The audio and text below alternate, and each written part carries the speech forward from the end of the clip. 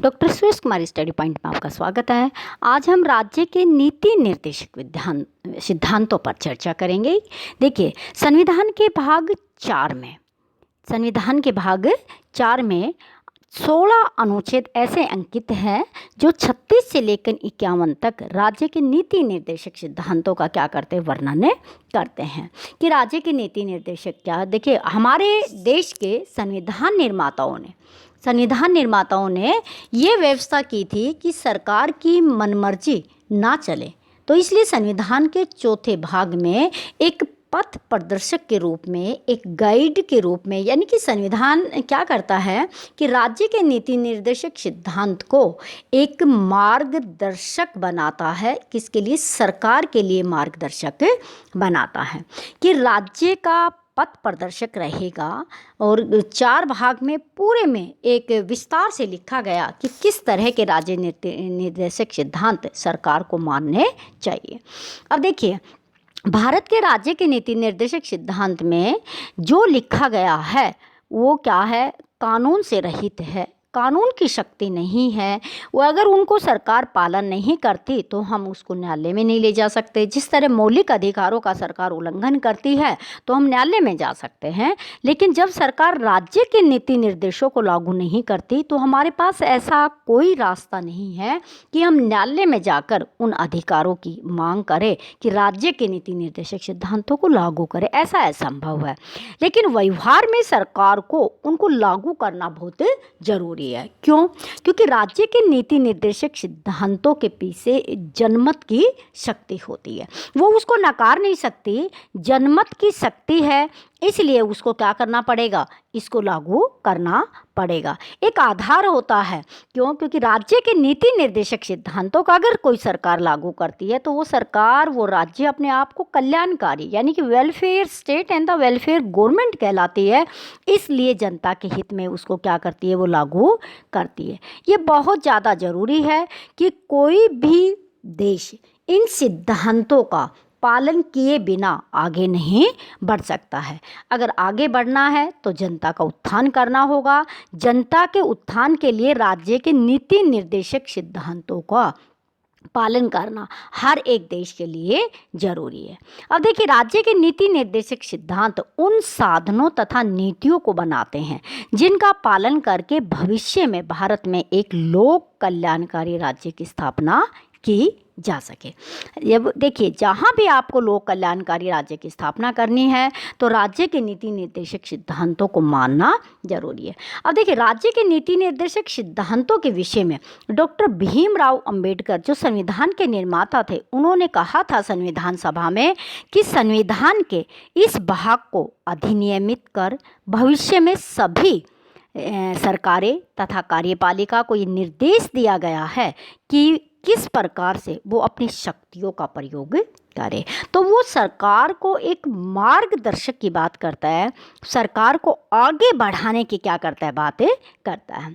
तो अब हम जब तक राज्य के नीति निर्देशक सिद्धांतों का पालन नहीं किया जाएगा, किसी भी तरीके से हम इसको आगे नहीं बढ़ा सकते। तो हम देखते हैं कि भारतीय संविधान में राज्य के नीति निर्देशक सिद्धांतों की क्या क्या विशेषताएं हैं। सबसे पहले आयरलैंड के संविधान से प्रेरित है। और देखिए, भारत का संविधान जब लिखा गया था तो हमारे संविधान निर्माताओं ने कई देशों की यात्राएं की थी। जिन देशों में अच्छी बातें थी उनको संविधान में क्या किया था? अंकित किया था। तो राज्य के नीति निर्देशक सिद्धांत आयरलैंड के संविधान से प्रेरित है। और ये संविधान राज्य के नीति निर्देशन सिद्धांतों की व्यवस्था बिल्कुल आयरिश व्यवस्था से भिन्न है, क्योंकि भारत में आयरलैंड के नीति निर्देशक सिद्धांतों की प्रकृति यूं की यूं नहीं अपनाई गई। उसमें भारत की व्यवस्था के अनुसार उसमें क्या कर लिया? परिवर्तन कर लिया गया था। जबकि आयरलैंड में केवल विधायकों के लिए ही ये निर्देश दिए गए हैं और हमारे देश में कार्यपालिका और विधायिका दोनों के लिए निर्देश दिए गए हैं। दूसरी विशेषता शासन व्यवस्था के आधारभूत सिद्धांत है। अब देखिए, राज्य के नीति निर्देशक सिद्धांत जो संविधान के अनुच्छेद में लिखे गए हैं, तो संविधान के अनुच्छेद 37 में ये पूर्ण साफ करके लिखा गया है कि सिद्धांतवाद ये योग्य नहीं है तो राज्य के प्रशासन हेतु आधारभूत है। चाहे इनको हम योग्य नहीं मानते, लेकिन ये आधारभूत रूप से जरूरी है, जिनके आधार पर राज्य को कानून बनाने ही चाहिए। ऐसी व्यवस्था पर जोर दिया गया। समाजवादी व्यवस्था पर आधारित है। अब हमारे राज्य के नीति निर्देशक सिद्धांत समाजवादी व्यवस्था पर आधारित है। क्यों? क्योंकि राज्य के नीति निर्देशक सिद्धांत समानता को स्थापित करने की बात कहते हैं, जिसमें आर्थिक विषमता और असमानता को दूर करने की बात कही गई है। इसीलिए इनको आदर्श माना गया है, क्योंकि संविधान के ये पन्ने समाजवाद शब्द का प्रयोग किए बिना ही लोकतांत्रिक समाजवाद की पृष्ठभूमि को क्या करते हैं? प्रस्तुत करते हैं। तो समाजवाद स्थापित राज्य के नीति निर्देशों के माध्यम से भारत में हो रहा है। ये अगर इसमें लिखा गया है तो हर सरकारें उसका क्या कर रही है? पालन कर रही है, तब ये स्थापित हो रहा है। अब देखिए, भारतीय सामाजिक व्यवस्था के अनुरूप है और राज्य के नीति निर्देशक सिद्धांतों को अंकित किया गया है।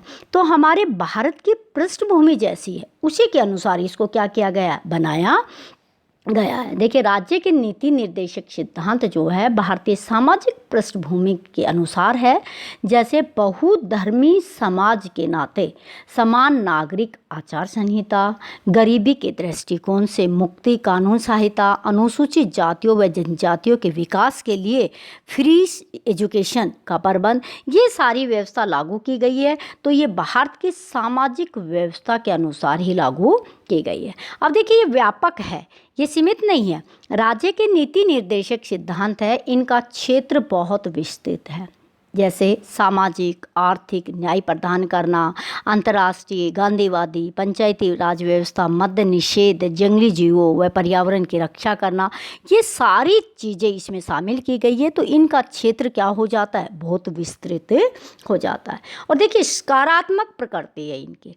राज्य के नीति निर्देशक सिद्धांत जो भारत के संविधान में लिखे गए हैं वो सकारात्मक है, जो राज्य के निर्देश तत्वों के अनुसार क्या करते? कार्य करेंगे। जैसे राज्य गरीबों को मुफ्त कानूनी सहायता प्रदान करे, ऐसा राज्य के नीति निर्देशक सिद्धांतों में व्यवस्था है। राज्य ऐसी नीतियां बनाए कि सभी नागरिकों को स्त्री पुरुष समान रूप से जीवन यापन करने का उचित साधन उपलब्ध हो सके। मौलिक अधिकारों के पूरक है। अब राज्य के नीति निर्देशक सिद्धांतों को मौलिक अधिकारों का पूरक माना गया है। नागरिकों को मौलिक अधिकार यथार्थ में तभी प्राप्त हो सकते हैं जब राज्य के नीति निर्देशक सिद्धांतों को लागू किया जाएगा। राज्य के नीति निर्देशक जो हमारे सिद्धांत है वो व्यवस्था के अंतर्गत मौलिक अधिकारों को प्राप्त करना ही संभव है। इसीलिए न्यायपालिका को बार बार अनेक निर्णयों में कहा गया कि नीति निर्देशक सिद्धांतों को मौलिक अधिकारों से पूरक है। ये हमारे देश की न्याय व्यवस्था कई बार कह चुकी है कि मौलिक अधिकार और राज्य के नीति निर्देशक विधान एक दूसरे के क्या है? पर्यायवाची है। आदर्शवादी, अब देखिए, राज्य के नीति निर्देशक सिद्धांत आदर्श भी स्थापित करते हैं।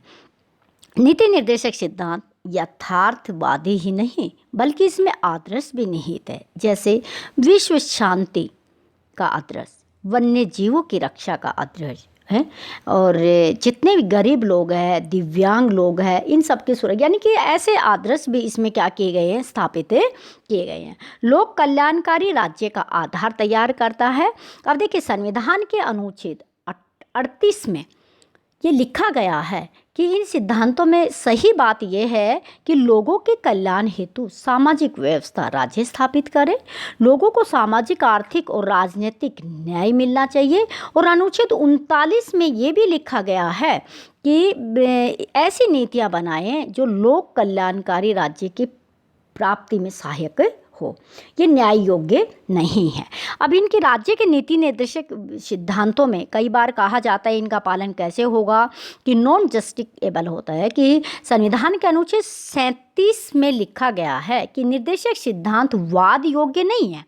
नागरिक इन तत्वों को लागू करवाने के लिए न्यायालय में नहीं जा सकता। न्यायालय सरकार को इन सिद्धांतों को लागू करने के लिए न्यायालय सरकार को नहीं कह सकता। लेकिन वाद योग्य न होने का अर्थ ये बिल्कुल नहीं है कि नागरिक इन सिद्धांतों के आधार पर किसी कानूनी या शासकीय कार्यों को चुनौती नहीं दे सकते।